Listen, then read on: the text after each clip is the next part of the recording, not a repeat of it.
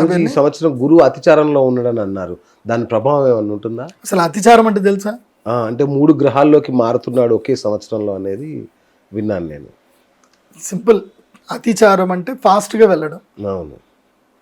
ఈ ఒక రాష్ట్రం నుంచి వచ్చి మళ్ళీ ఇంకో రాష్ట్రంలోకి వచ్చి మళ్ళీ అదే రాష్ట్రంలోకి వెళ్తాడు. ఓ, సింపుల్. దానికి అతిచారం అంటే ఏంటంటే గురుగ్రహానికి విపరీతమైన బలం పెరిగింది అని అర్థం. Okay okay. గురుగ్రహానికి ఎప్పుడైతే బలం పెరుగుతుందో అప్పుడు మెటల్స్ మీద ప్రభావం బాగా పెరుగుతుంది, మెటల్స్ ధరలు పెరుగుతాయి. ఓకే. అందుకే గురుగ్రహం ప్రభావం పెరిగింది కాబట్టి, అతిచారం అయింది కాబట్టి వెండి ధర పెరిగింది, బంగారం ధర పెరిగింది, కాపర్ కూడా పెరగబోతుంది. కాపర్ పెరగబోతుంది.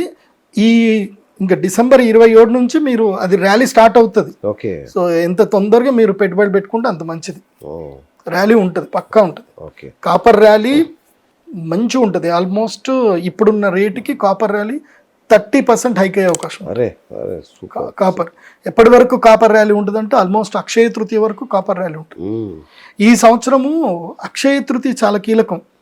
అక్షయ తృతీయ తర్వాత చాలా మంది లైఫ్లో మారిపోతాయి. అప్పటి వరకు లక్ ఉన్న వాళ్ళకి లక్ పోతుంది, లక్కు లేని వాళ్ళకి లక్ లక్ వస్తుందా? ఓకే. అక్షయ తృతీయ తర్వాతనే కదా గురుగ్రహం మారేది.